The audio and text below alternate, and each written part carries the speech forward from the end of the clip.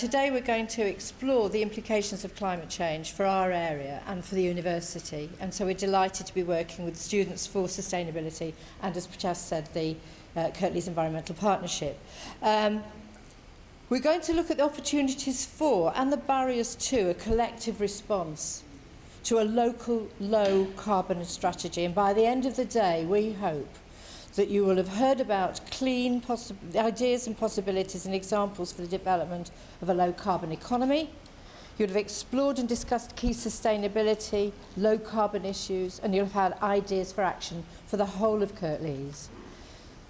That we will by the end of the day have developed, and this is the powerful bit, a draft manifesto for change to create a low carbon Kirklees. That's what we're here to do by the end of the day.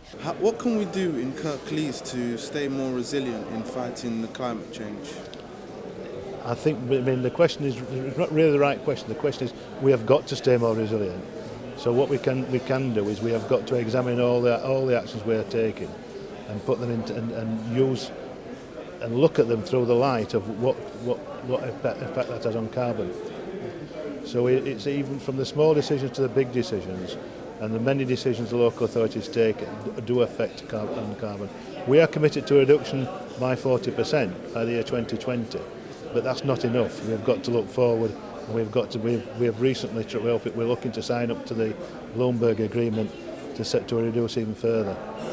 The more that we've got control over the energy that we need and use locally, the more we produce more locally, the more control we've got. And that means that we can have more renewable energy, more green energy, and less carbon emissions. And how have the council prioritised tackling climate change, especially in the area? In a way, the climate change to us is a win-win.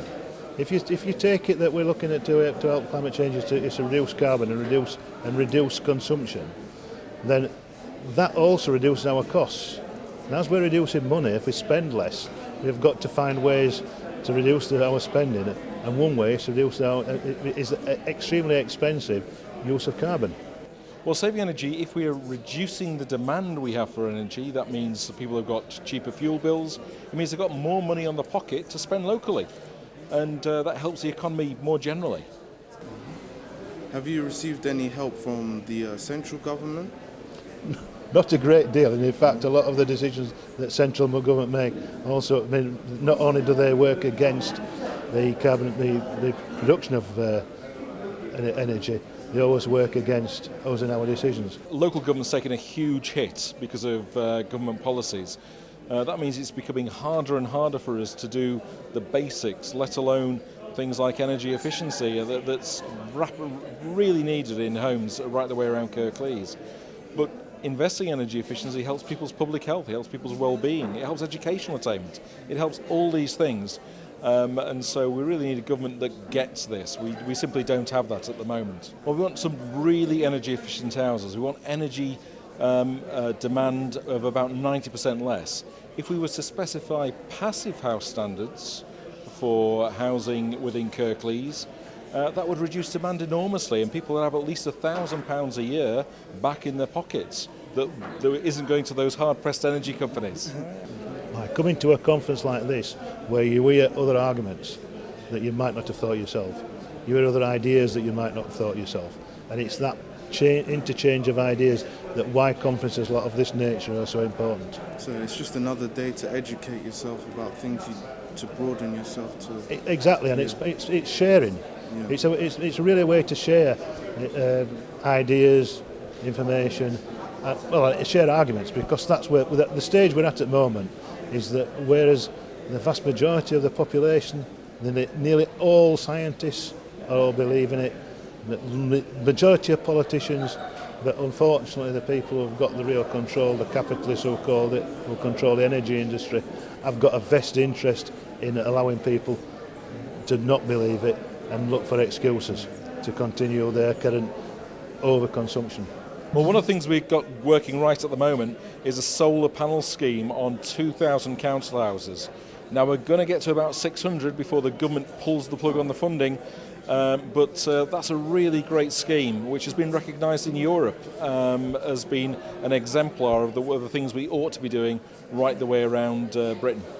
So for people who don't know the New Economics Foundation, we are one of the largest independent think tanks in the UK. We're based in London. We've been around for almost 30 years. It's about 60 people there. But our work and the focus of our work is about seeking to challenge mainstream economics and thinking on economics but also environmental and social issues. And we do this by developing collaborative research but also practical projects, and increasingly we're moving to develop a movement of people working with us to challenge the current economic debate. So this is working with campaigners and like-minded organisations to try and challenge how the economy is currently spoken about and how we can start getting some of that national shift that we need to see. Now, in terms of the challenges to our current economic system, we argue that it's not fit for purpose, and we highlight 4 key failures. It's unsustainable in terms of its reliance on cheap fossil fuels and the impact that that has on climate change. It's unfair in the fact that it concentrates wealth in the hands of a very small group of individuals. It's unstable. It leads to boom and bust cycles by its very nature in the way that we've designed it. And it does not result in high levels of well-being for all. But also the system is unfair. In January this year, a report from Oxfam estimated that by next year, the richest 1% in the world will have more than the rest of us, the 99%. In 2009, that figure stood at 44%. In 2014, it had risen to 48%. That means during the crisis, when we're all experiencing austerity and having to tighten our belts, the rich became richer. When we're thinking about strengthening the local economies, when we go into our conversations this afternoon, it is not going to be sufficient to deliver low-carbon alternatives without addressing inequality and social justice. We cannot just change our economy to entrench the same failures that we've already got within it. We need to start addressing them. So when we're thinking about changing the local economy, we need to think about systemic change.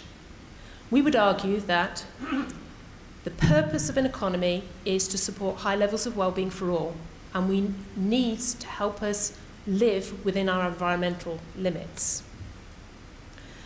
So this means rather than focusing on just that narrow success criteria of growth, we need to start looking at the qualities of the economic system that we're designing, how we organise our economy, how we reuse our resources, the decision-making process that we use, and the institutions and businesses that we create. Chaz, how has today been, hosting various different people from different organisations, politicians, students, and just a vast variety of people mashing in their opinions and their ideas into tackling climate change? How important is that? It's been very rewarding. It's been very nice to see people from different parts of the town and the borough, working together.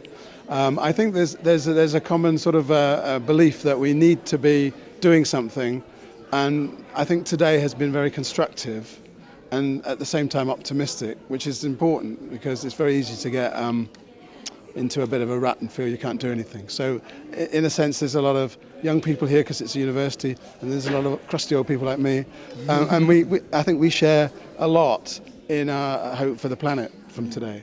Yeah.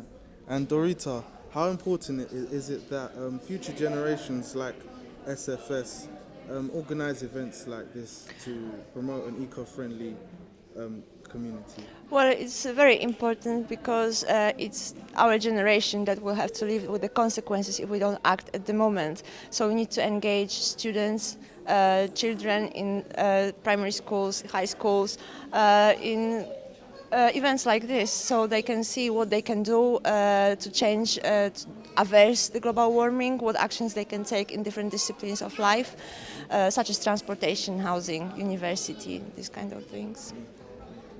And how successful has today been for you, Chaz? I mean, we're really pleased that we had, over 100 people and a really good spirit and a good cross-section. And I think it's an unusual conference in one way.